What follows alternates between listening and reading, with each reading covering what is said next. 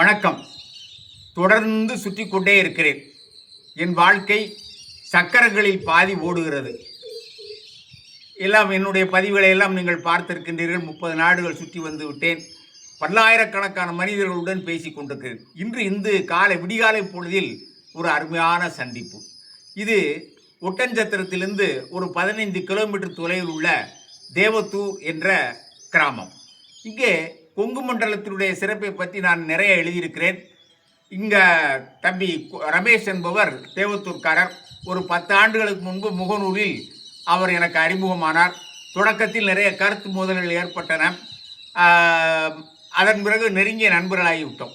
கேரள மாநிலம் கோட்டக்கல்லில் அவர் நிதி வரவு செலவு வட்டி தொழில் செய்கின்றார். இங்கே அவருக்கு கிட்டத்தட்ட 50 ஏக்கர் நிலம் இருக்கிறது, பண்ணை இருக்கிறது. இவர்கள் இப்பொழுது நாம் அவருடைய மனைவியின் இல்லத்தில் இருக்கின்றோம். இது அவருடைய மனைவியின் தாயார், ரமேஷனுடைய மாமியார். ரமேஷனுடைய அப்பாவின் அம்மா பாட்டி. இவருக்கு 85 வயதாகிறது.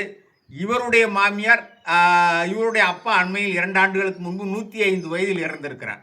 அதேபோல் அவருடைய மாமியாரும் இங்கே இப்போ 105 வயது வரை இருந்து அண்மை காலத்தில் தான் இயற்கை எழுதியிருக்கிறார்.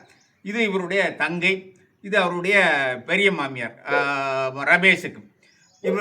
இவருடன் பேசி பார்த்தேன்.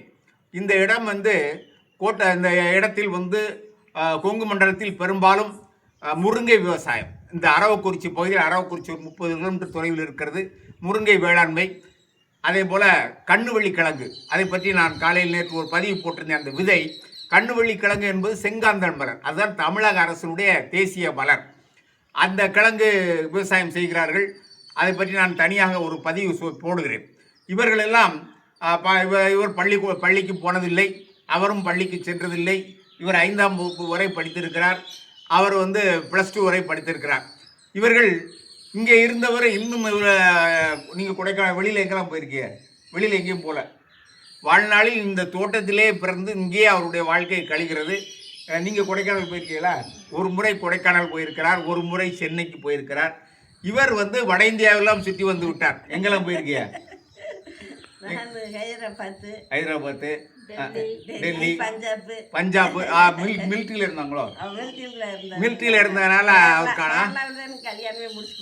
சரி. அதனால் இவர் கொஞ்சம் வடக்கெல்லாம் சுற்றி, வட இந்தியாவில் பல மாதங்கள்லாம் சுற்றி சீக்கியர்களை எல்லாம் அவருடெல்லாம் இருந்திருக்கிறார். அவர்கள் அவருடைய கணவர் இங்கே இவ்வளோ பெரிய பண்ணை வீடு இருந்தாலும் கூட 30-40 ஆண்டுகளுக்கு முன்பு இந்த பக்கம் விவசாயம் அவ்வளோ தொழில் வருமானம் இல்லை, வறண்ட நிலம்.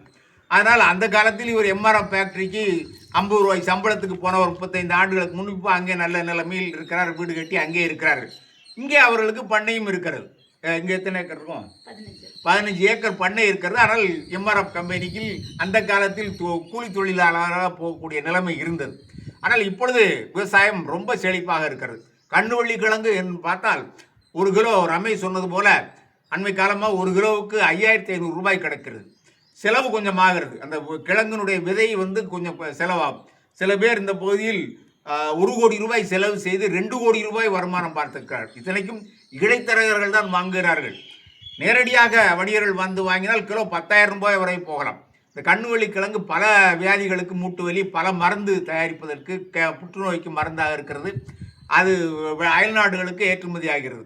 எனவே இந்த பகுதியில் இப்பொழுது நல்ல வேளாண்மை செழித்திருக்கிறது.